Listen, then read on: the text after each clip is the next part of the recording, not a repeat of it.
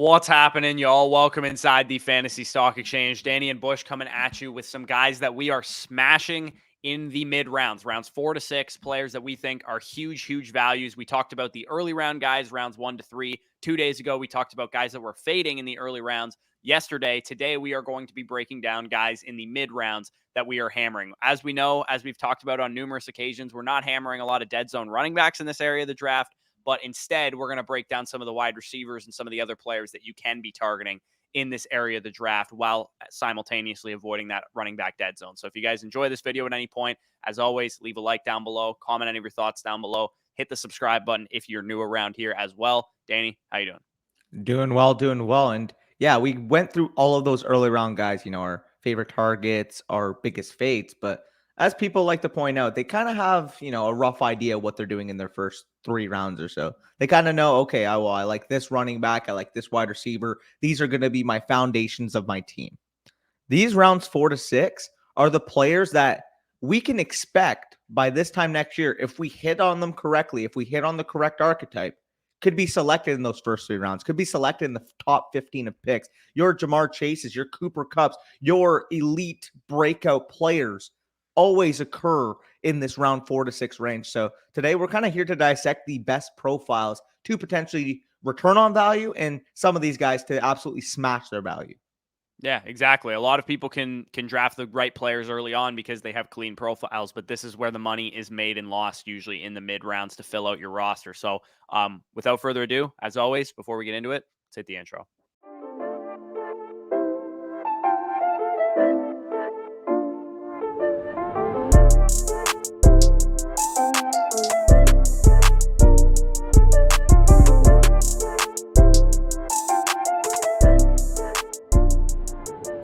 Okay, so we're going to start off with round 4. You guys can see the ADP on the screen. This is taken from 4for4.com ADP. Somebody asked in the comments where we got it from. That is where it's from, 4for4.com/ADP. It's multi-site ADP. You can see we got Underdog, CBS, ESPN, FFPC, NFL, Yahoo, all those major sites that you guys probably play on in your home leagues.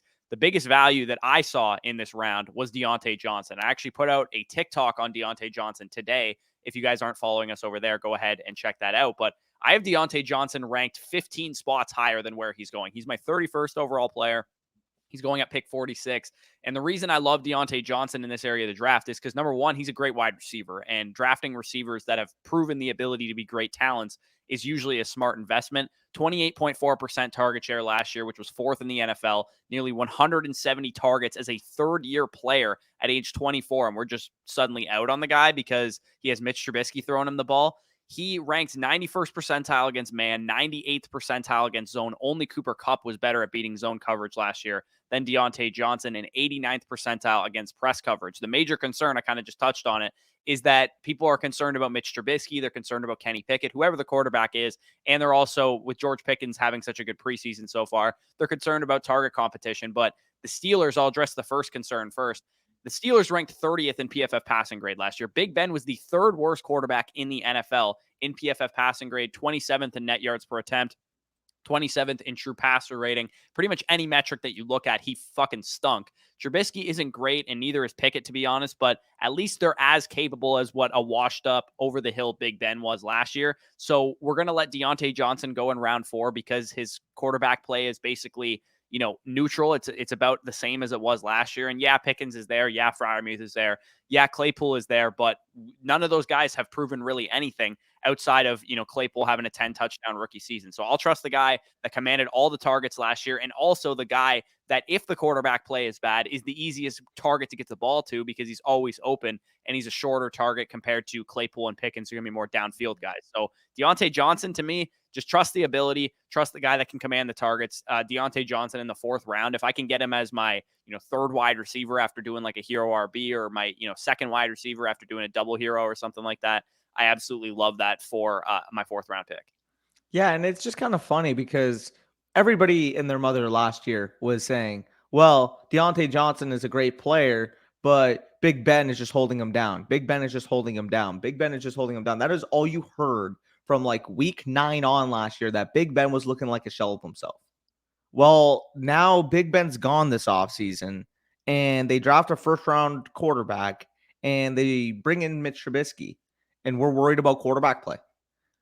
The biggest detractor against him was quarterback play last year. So you can't just rate it as a double negative here. This guy was a top 10 wide receiver last year with less than adequate quarterback play. Yes, the quarterback play with Pickett and Trubisky should be on the verge of, if not some of the worst in the league, at least below average. But Diontae Johnson, as you kind of said, is not a situational based wide receiver. Diontae Johnson is a player that can separate against every single type of coverage. You guys saw that obviously clearly with the graphic. And with Diontae Johnson, he is the clear-cut number one weapon for the Steelers offense. Yes, does he have top 3, top 4 overall wide receiver in his range of outcomes? Probably not, given the structure of this offense, given the situation at hand.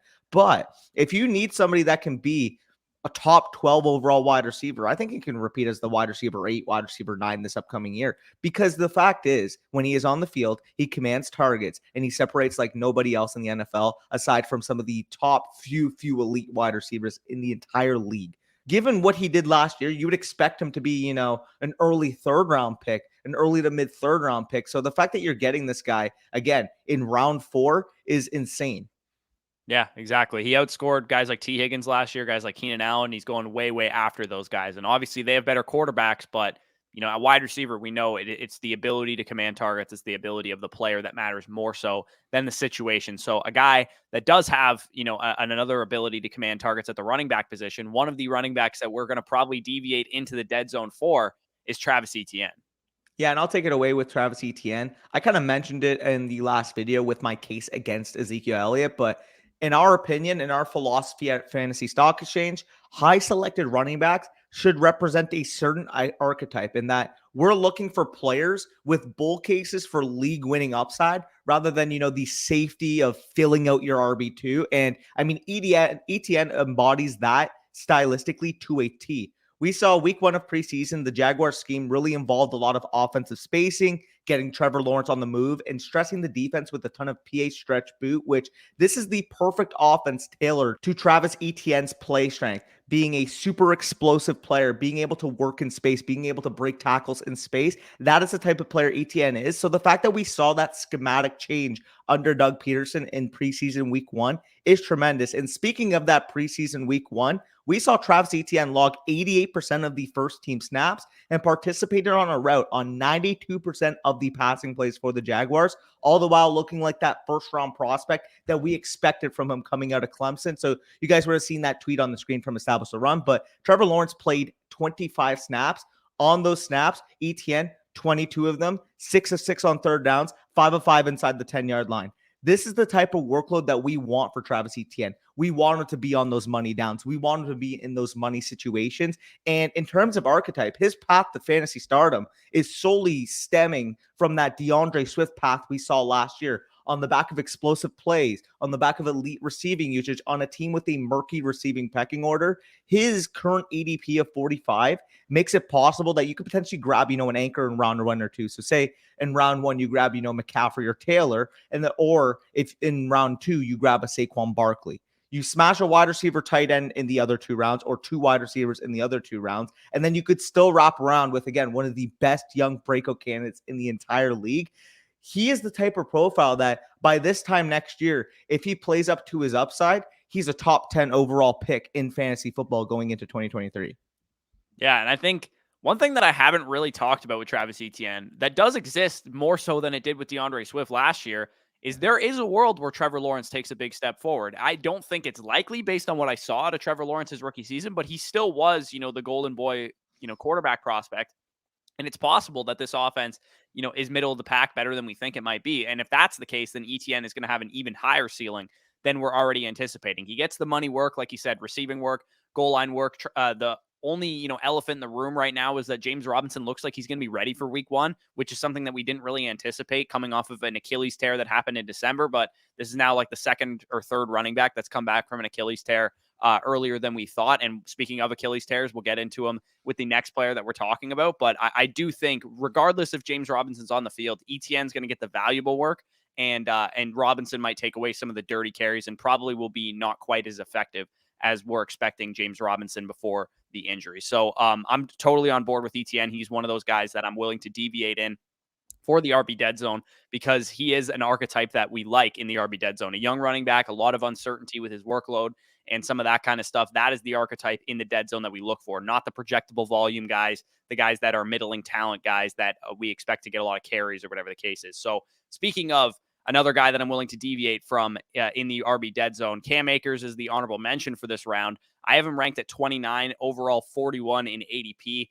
He plays in an elite offense with an elite offensive line, an elite quarterback. We know what the situation is like for Cam Akers. He has red zone usage potential out the wazoo as well. Darrell Henderson and Sony Michel split snaps as the starting running back last year. They combined for 75 red zone touches in this offense, which ranked second only to Jonathan Taylor at the running back position.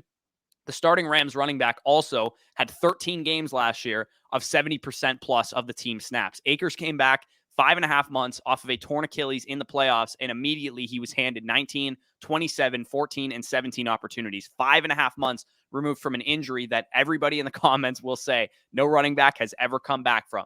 We have reports now that he's 100% healthy. We've been hearing it pretty much all offseason about his health. He apparently is dealing with a soft tissue injury, but it doesn't sound anything major. I don't really care how he performed in the playoffs. The important thing that I saw out of Cam Akers is that they were willing to give him the workload in the playoffs that shortly removed from a Achilles tear. And I'll pull up the list right now of running backs that have had Achilles tears. It's not a good list. Obviously, I'm acknowledging that. I know that Cam Akers is a risky pick because he could not be the same. Maybe he's losing some explosiveness or whatever the case is, because this injury can be taxing on the running back position. But there is reason to believe that Akers could be an outlier. Number one, there has been advancements in the surgery. We've heard this from doctors already in recent years. Number two, Akers was a 22-year-old running back, and he came back after 5.5 months. So we already have, some reason to believe that he could be an outlier because he came back so quickly. And number three, he was an elite athlete with high draft capital pre-injury who we were very excited about from a fantasy perspective. So there is factors in his favor, despite the injury not being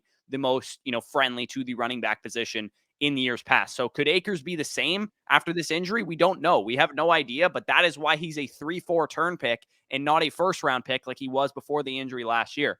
So could Akers not be the same after this injury? It's definitely possible, but that is why you are getting him at the 3-4 turn and not the first round turn where he was going last year before he suffered the Achilles injury. Akers has 15 rushing touchdown upside as the starter in this offense. And yeah, Henderson might be involved a little bit, but it doesn't really matter. He's going to be the starting running back. We know McVay loves to use a starting running back. He's a 99th percentile athlete before the injury for one of the best 3 running back situations that you can be in. Red zone usage, high carry volume, even heard, rumors that he might be more involved in the receiving game. If he's the same player and he stays healthy, and that's a big if, he will absolutely smash this ADP. Yeah, it's just so funny to me because everybody talks about, well, we want players in good offenses. We want players with great workloads. We want players that potentially have an uptick in the receiving game. All of those are represented this year with Cam Akers. Obviously, you mentioned the elephant in the room is that torn Achilles, but a lot of this running back data you guys can see dates back 2016 and earlier for the most part. And the one caveat there in terms of profile, Diontae Foreman, well, he actually returned to the league this past year, and honestly, he looked really good in stretches last year, spelling Derrick Henry in terms of once Derrick Henry got hurt, we did see him, Dontrell Hilliard, work in, and Diontae Foreman looked like a formidable running back. So that happened as a comparable in terms of 21-year-old running back suffering the injury. The other two being Isaiah Crowell, 26 years old, let's be honest, a middling talent that was probably going to see his way out on the league anyways. And Marlon Mack, who at 24-year-old was a fine talent, but was never a true bell cow type of player. Not to mention he did return this past year. So with Cam Akers, there's no real comparable archetype aside from maybe Diontae Foreman, which again, that happened 5 years ago. The advancements we have seen in terms of torn Achilles, in terms of being able to repair them, in terms of technology, well, just look at other sports. For example, the NBA. The main comparable here, obviously, different situation, different body type, but I mean, Kevin Durant tore his Achilles 3-4 years ago. He was one of the best players back then. He is still one of the best players in the league now. Obviously, again, different mechanisms, different styles in terms of obviously the running back position is going to be more of a workload, more of a wear and tear on a down-to-down basis. But the fact that I'm trying to point to is that elite athlete suffers Achilles tear is an elite athlete after the Achilles tear. That is the bull case for Cam Akers. Yes, 4th round, it is a bit of a risk because of the fact that the data does not support it. But we mentioned archetypes. We are playing to win our leagues. We want players that can potentially be league winners. And with Cam Akers, similar to Travis Etienne, if Cam Akers is healthy this year, Cam Akers is a locked and loaded top 12 running back given this offensive installation. So, yeah, I'm more than fine with taking Akers. He should be a top 35 overall pick at worst. And the fact that he's going, again, as you mentioned, the back end of the 4th round, you're able to start, McCaffrey/Taylor, as I mentioned, with Etienne in round 1, and then wrap around with some wide receivers while still being able to smash a guy like Cam Akers. So all in on this pick. Yeah, exactly. So spent a lot of time on round 4. Let's try and breeze through the next 2 rounds a little bit faster. Round 5, you guys can see the ADP on the screen. For the most part, I would say this round is not a ton of guys that I'm excited about. There's a lot of dead zone running backs. Again, we're using multi-site ADP as opposed to underdog ADP because on underdog, guys like Jacobs and Antonio Gibson and some of these running backs will go lower than this, but we want to give you guys listening for your home leagues the best advice we possibly can. And this is probably about where these guys are going to go in your home league. So the guys that stick out to me, the first guy that I have ranked quite a bit higher than where he's going on here is Kyler Murray, actually. And the reason I deviate in this area of the draft for quarterback is because we do see a little bit of a fall off at wide receiver. We see, once your Michael Pittmans and your Marquise Browns and your Allen Robinsons of the world are off the board, we see guys like Kyler Murray as the best values because there's no real great running backs. There's no real great wide receivers that stick out to me. I have him ranked at 44. He goes at 52 here. He's an elite fantasy quarterback. He's capable of a passing production that is league breaking. He's capable of rushing production that is league breaking as well. If it weren't for 2 injuries mid-season the past 2 years, we could have been talking about a back-to-back top 3 quarterback, or maybe the back-to-back quarterback 1 available in round 5 to 6 of your fantasy draft. So we have a guy who is ranked top 5 across the board in red zone carries, in rush yards, in rushing touchdowns at the position, despite being hobbled the last couple of years.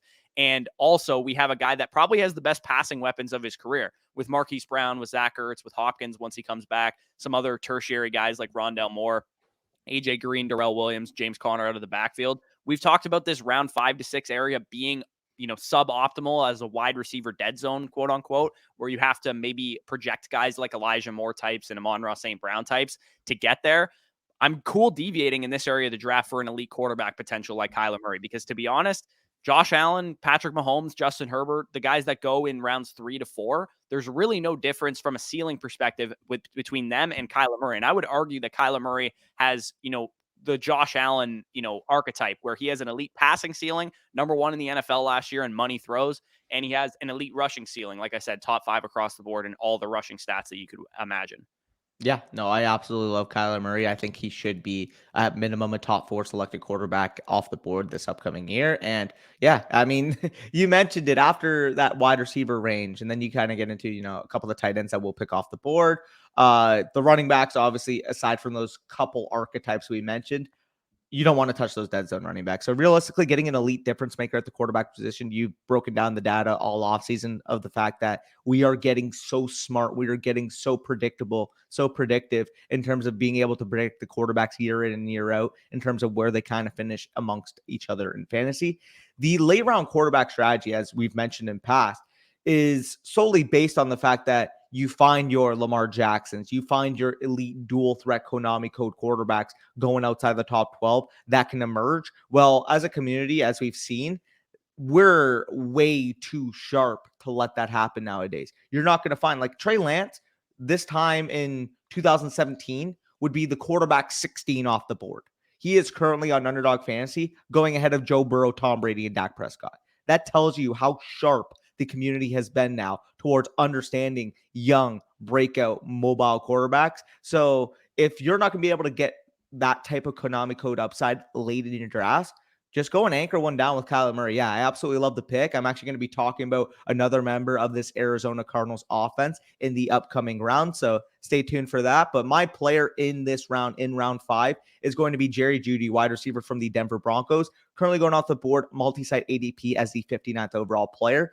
He is my 36th overall player. And if anybody has a case to be, this year's Marquise Brown only in a better offense potentially with more shots down the field, it's going to be Jerry Jeudy. And the third-year breakout candidate saw his 2021 campaign marred by that high ankle sprain that he suffered in week 1, which, by the way, prior to that, on 47% of the snaps, commanded 7 targets and returned a 6 for 72 line. But when he was on the field, even at this compromised state, he was still the clear-cut number 1 wide receiver on the Denver Broncos this past year. You guys can see a tweet on the screen, but in the 10 games together that Jerry Jeudy and Courtland Sutton played, Jerry Jeudy, 38 receptions, 467 yards, 58 targets. Courtland Sutton, 18 receptions, 190 yards, 38 targets. So I understand that, Sutton has this, familiar X-style outside archetype that Russell Wilson has historically stuck with, but it's impossible for me to ignore how dominant Jerry Jeudy was from a pure target share perspective over this fellow Broncos wide receiver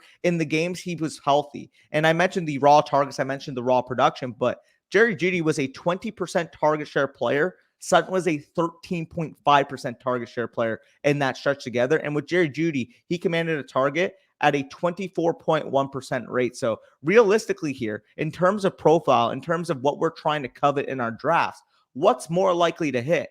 The 23-year-old third-year breakout candidate who dominated in terms of a share perspective last year on the same field, or the 27-year-old wide receiver coming off his worst season as a pro? It's a no-brainer to me. I don't know why the market is all of a sudden just favoring Courtland Sutton. Why? Because he's 6'3", 220, and people want to make that comparison to DK Metcalf. Well, Tyler Lockett was a damn good player too, and I would argue from a pure talent ceiling perspective, Jerry Jeudy can be a better player than Tyler Lockett was, but there's no shot that Courtland Sutton can even sniff DK Metcalf's jockstrap.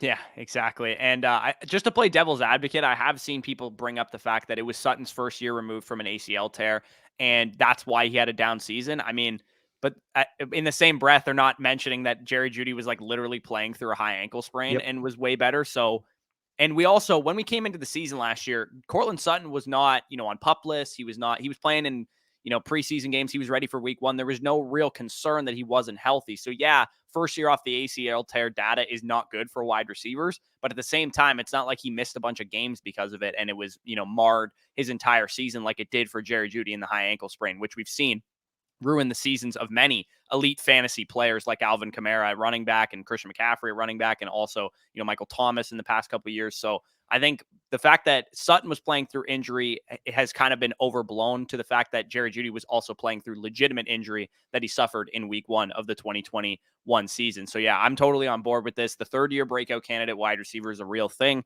and the sixth-year breakout candidate with one good season under his resume is not a real thing. So we can move on to the honorable mention of this round, and is actually another quarterback, a guy that I have very, exact rationale for Kyler Murray. Jalen Hurts, 46th overall is where I have him ranked. 53rd overall is where he goes. He led all quarterbacks in rush attempts last year. He led all quarterbacks in red zone carries per game last year. He led all quarterbacks in rushing yards. He led all quarterbacks in rushing touchdowns. He can run. We know this about Jalen Hurts. He has also now a little bit more of a passing ceiling than we expected. In his short career so far, he has never had a passing, weapons cast like A.J. Brown, a second-year Devontae Smith, and Dallas Goedert. It's not a super productive, run game to take touchdowns away from Jalen Hurts as well. This is like another underrated thing that I think we saw from Russell Wilson in 2017 is when you're a mobile quarterback and you don't have a great run game around you, you usually get like 85, 90% of your offensive touchdowns. You're usually either running the touchdown in yourself or throwing the touchdown. And with Sanders and Gainwell and some of these like questionable running backs that they have in Philadelphia, I think Hurts is going to be the primary red zone running back. And he also is going to throw the ball, obviously for touchdowns. So we talk about how often the Eagles will run the ball. We talk about how often they pass the ball from weeks 1 to 7. It really doesn't matter when it comes to Jalen Hurts, because whether they run or pass more, it's going to affect him positively. So I talked about it on the video with Ian Hartitz that we recorded yesterday that should be launching in a couple of days, that if you don't want the pancakes, you don't like A.J. Brown, you don't like, Devontae Smith, you don't like Dallas Goedert where they go, just take the syrup, the guy that goes over all of them in Jalen Hurts. So he's a guy that I absolutely love this year. In the 6 games that he threw 30-plus pass attempts, he averaged 25 fantasy points per game. So if they do go more pass heavy, it benefits him because it means he's throwing the ball more. It means he can scramble more often as well. And in those first 7 games, when they were more pass heavy, 5 of those 6 games came in that stretch, and he was averaging 28 fantasy points per game during that stretch in the first couple of weeks of the season. Yeah, I mean, I hate to say it about a Philadelphia Eagle, but Jalen Hurts is exactly what you want in a fantasy football quarterback. If anybody's going to be, Kyler Murray this year, which, by the way, they were comparable last year in terms of fantasy output per game. But if anybody's going to take that next step towards being a really good fantasy quarterback, potentially a good to great quarterback in real life, it's going to be Jalen Hurts. That weapons core is arguably one of the best in the entire NFL. Great offensive line, 3 weapons deep that are going in the top 100 of fantasy draft just kind of proves to you the potential of this unit. And as we saw in those first 7 weeks, that the Eagles do want to throw the ball. They didn't feel like they had the adequate weaponry this past year, but if Jalen Hurts does take that next step and the weapons do prove to be as dominant as we think they can be, watch out for the Philadelphia Eagles offense. Watch out for Jalen Hurts to potentially be the quarterback 1, the quarterback 3 on the season period. That's in the range of outcomes, and he's going in the 5th round. Yeah, and there's no award in the NFL for most improved player. There's one in the NBA. I think Jalen Hurts might be the most improved player in the NFL this year. I think he could have a monster, breakout type of season, and we could be looking at him as maybe, hey, the Eagles should extend this guy. Maybe I think that's what the viewpoint of Jalen Hurts will be this time next year, not the viewpoint that we have right now, which is, oh, maybe they'll replace him or whatever the case is. So, because that's also the viewpoint we had about Josh Allen before his breakout season as well. So we can move on to the round 6 range of the fantasy drafts. And again, some of these guys are going to go a little bit higher depending on how sharp your league is. But according to multi-site ADP, this is where these guys go. I have Allen Robinson ranked like 20, 30 spots ahead of where he's going in multi-site ADP right now. He is going off the board at 61. I have him ranked at 34. There is a lot to like about Allen Robinson. We have him stepping right into the Robert Woods role as the number 2 in this offense.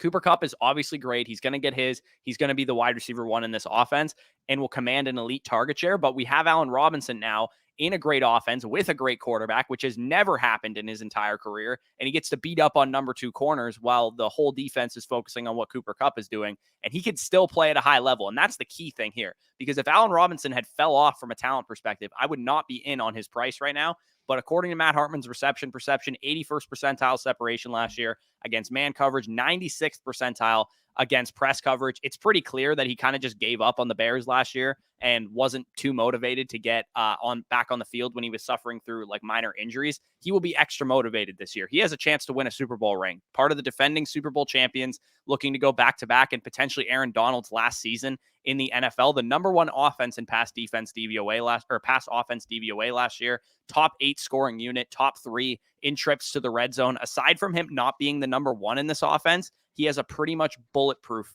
case this year. Yeah, I mean, the point blank simple. The main concern I had for Allen Robinson was how his play was relative to seasons past this past year, because the general consensus was, oh, well, Allen Robinson had a bad year this past year because he fell off as a player, because he fell off as a talent. The only validation I needed, Matt Harmon, reception perception, numbers are still pristine. So the fact that he's going into that Robert Woods role that you kind of mentioned, not to mention he is a stylistically different player to Robert Woods in the sense that he's going to earn more valuable targets down the field. He's going to earn more valuable targets in the red zone area. Like, would I at all be shocked if Allen Robinson is the number 2 on that Cooper Kupp offense, produced 1,100 yards and 12 touchdowns? Like, Matt Stafford's going to throw 35, 40 plus touchdowns as long as he's healthy through 41 this past year. So yeah, I want pieces of what I expect to be a top 5 level offense, which I think the Rams, as long as the pieces are healthy, are pretty much a lock. Like, you're mentioning the Rams up there with the Bills, the Bucks, the Cowboys, like all of these top level offenses. So getting the wide receiver 2, getting the number 2 weapon on that offense currently in round, what are we in, 6? Round 6 is where Allen Robinson is going, and you have access to that level of an offense. Sign me up.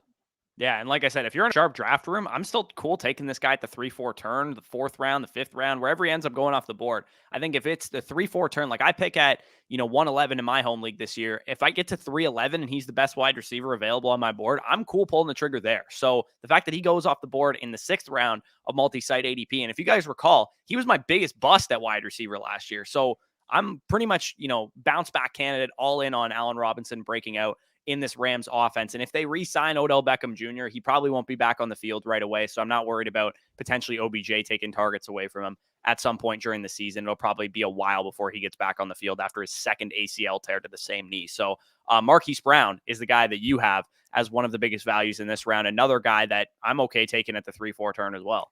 It's just a very similar case to Allen Robinson, only the offense is slightly worse, but there's a chance that Marquise Brown is the number 1 clear-cut wide receiver in this offense, specifically and especially in those first 6 weeks. But traded to the Arizona Cardinals this offseason, he's easily one of the best smashes in all of fantasy football if he goes in round 6. I mean, for reference, this guy's a 3-4 turn pick, as you mentioned, on Underdog Fantasy, where the sharpest drafters are. And with the player himself, we saw him last year command a near 26% target share in games when Lamar Jackson was starting and a 16.5 PPR point per game clip, which across the year would have spanned as the wide receiver 11. Now we're entering him in an offense that is going to take more chances down the field, that is going to run at a faster pace. We saw last year Arizona was the sixth highest pace offense in the entire league, about 27.9 snaps per play, whereas Baltimore was number 23 in the league in terms of offensive pace. So right off the bat, if we're getting more plays on the field, if we are getting more access to those deep attempts, if we're getting more access, more plays with Kyler Murray, former college football teammate of Marquise Brown's, we have an opportunity here where an 140, 150 target player now gets even more valuable targets on what should be at worst a comparable offense, if not a better offense with the Arizona Cardinals. I fully expect to see Marquise Brown develop into that true number one wide receiver he showed flashes of last year. And obviously, again, the elephant in the room here, DeAndre Hopkins is suspended for the first 6 weeks of the season. We could potentially see a scenario in those first 6 weeks where Marquise Brown gets off to a top 5 overall wide receiver start. So not only do I think that even if Hopkins was there, he would be a very, very good candidate to smash his ADP, given his role on the offense, given the investment they have, given his potential to earn targets with Kyler Murray. But if there's an opportunity, if first 6 weeks in the season, this guy's the wide receiver 4 overall, we always mention players that we think can increase their value in the early portion of the seasons. You're going to do your trade target show. Let's be honest. If Marquise Brown's the wide receiver 4 overall in those first 6 weeks, and let's just say, I don't know, CeeDee Lamb. CeeDee Lamb gets off to a slow start, or, Mike Evans gets off to a slow start, and you can potentially make a maneuver up to there, opportunities are going to present themselves. We know how casual fantasy football players are sometimes. If the points aren't there, they don't look at the usage. If the points aren't there for some of those top 2 selected wide receivers, but Marquise Brown is averaging 18.5 PPR points per game, those are possible transitions you could do. So he's going in the 6th round. Again, I am more than comfortable taking him, even if I have to keep him all year, in the 3-4 turn area. Yeah, exactly. Like we don't emphasize this enough. I think giving draft advice, the draft is for you to win games early in the season. You make moves accordingly after you have more information during the season, which is why I do those trade target videos, because I'm constantly trading. And if I draft Marquise Brown and he is the wide receiver 4 in points per game, I'm going to probably try and shop him after week 3 or after week 4, or after week 5 or whatever, and try and get up to a better wide receiver, maybe with a better projection. But even when Hopkins comes back, Hopkins going to demand a lot of attention, and Marquise Brown's going to see number 2 corners, and he's going to have, maybe more big plays open up for him, because we saw last year, the bread and butter of Marquise Brown, the first 2 years of his career, was that he was a big play threat, a deep threat, a guy that's going to, win you weeks on one single throw. But last year he was more of a target hog. So he has both of those elements to his game, where he might be a target hog type of guy early on in the season. And then when Hopkins comes back, maybe he's just a big play guy, or he gets a little bit less targets, but he gives you more of those, week winning type of plays. So I like him from pretty much all angles. I think he's a guy I'd be taking, again, in the early 4th round type of area where he goes on Underdog Fantasy. The fact that you can get him maybe as your 4th, 5th wide receiver, 4th or 5th, player off the board, depending on how sharp your draft room is in your home leagues, I think he is a phenomenal pick if he's anywhere near a 6th round ADP in your draft. So the final guy that we're going to talk about in this video, honorable mention for me, I'm sure he's an honorable mention for you as well, is Amon-Ra St. Brown, who's currently going off the board at 72 overall. So a guy that is like barely a 6th round pick, a guy you can get at the 6-7 turn. And I have him ranked, inside the 5th round, mid 5th round area. Let's just start right from the jump with the concern. Everybody's scared that Amon-Ra did it with Hawkinson and Swift off the field, right? Everybody is, discounting the fact that this guy had 10 plus targets in 6 straight games to close out his rookie season, which is an absolutely wild number. Goff absolutely loves his slot wide receiver. Amon-Ra is a great player, and this team lost a ton of one-score games last year, so I don't think it's as simple as saying, I don't want a Lions wide receiver. The Lions had the 2nd overall pick last year. They're a terrible team. No, they were in every game that they played. Even when they got dumpster fired, they were still able to move the ball on offense and still able to generate offense. This could be a sneaky good offense this year as well. We've got some good news in preseason week 1 from St. Brown as well. In the first game, we saw him on the field in 2 wide receiver sets. Jared Goff threw 4 passes. 2 of them went to Amon-Ra St. Brown. And we also saw during the stretch run last year that even though he was a 62.7% of the time slot wide receiver, he was on the field 80-90% of the routes, 80-90% of the snaps. So he is able to play on the outside as well. And we also saw him, which hasn't been talked about at all, get 7 carries over those final 6 games. And he was being used out of the backfield. He had the run against the Seahawks where he was literally at running back and he carried it in for a touchdown. So maybe we see some sneaky Robert Woods type of usage out of Amon-Ra St. Brown. He can add you another 200 yards on the ground as well. If you go back and watch his highlight tape from last year, it's all short stuff. It's PPR machine, chain moving, slants, crossers, digs. This is how the Saint scheme, which is what the Lions run, operates. They need a guy like that. They need their Michael Thomas. They need their over the middle Tyler Boyd at minimum type of wide receiver. And is this a guy that's going to finish top 5 in points per game next year? Absolutely not. But can he finish as a top 15, top 12, maybe even a top 10 wide receiver on the back of like 145 targets, 1,100 yards and like 7 touchdowns, similar to like what we saw at Golden Tate when he was in Detroit? Yeah, and with Amon-Ra St. Brown, I feel like Matt Harmon basically coins him best Bud Light Cooper Cup, because he's not going to go out there, line up outside, beat press coverage on a play in, play out basis. But the allure of a guy like Amon-Ra St. Brown is what he's able to do after the catch, what he's able to do in the short situation, and what he's able to do from a creative mind standpoint. That is how Amon-Ra St. Brown is going to win. That is how he won last year. 22-year-old wide receiver who down the stretch in those last 6 games produced Cooper Cup level production. Obviously, there's a lot of factors. There's a lot of variables at hand here. Hawkinson was out. Swift was out. He was the only weapon on that team. And I understand that. But making excuses as to why he did it, let's just ignore those. Let's acknowledge the fact that a 22-year-old wide receiver was a damn 25 PPR point per game scorer down the stretch. Obviously, we are not drafting with the expectation that he would be that. Otherwise, he'd be a goddamn top 6 overall pick. With Amon-Ra St. Brown, you are taking a player that showed sustained production down the stretch, who was young, who was the focal point of this team's passing offense, who, quite frankly, with the Lions, they're going to get a bad rap, but I think they could be a sneaky, maybe not good offense, but potentially a top 20 to 25 overall offense. I mean, Jared Goff can show last year that he can sustain this offense. Obviously, with the playmakers that they added, with the health of D'Andre Swift, with the offensive line at hand, and obviously when Jameson Williams comes back, being able to stretch that deep portion of the field.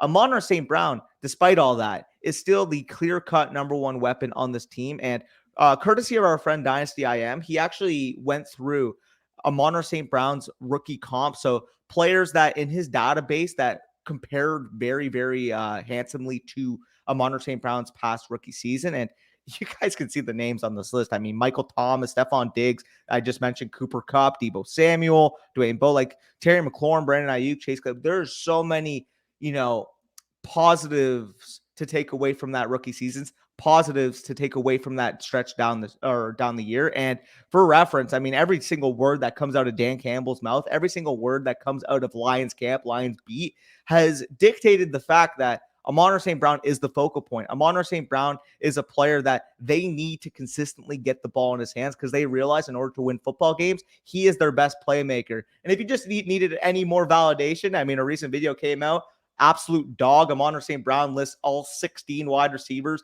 in terms of their name and college that went before him. He's got that dog in him. So if you just want a player that got that dog in him and was, goddamn efficient, goddamn spectacular down the stretch last year, Amon-Ra St. Brown's your guy. So yeah, 6th round ADP for a guy that has the upside to be a target monster, 150 plus, 160 plus target monster at his ceiling case. Sign me up.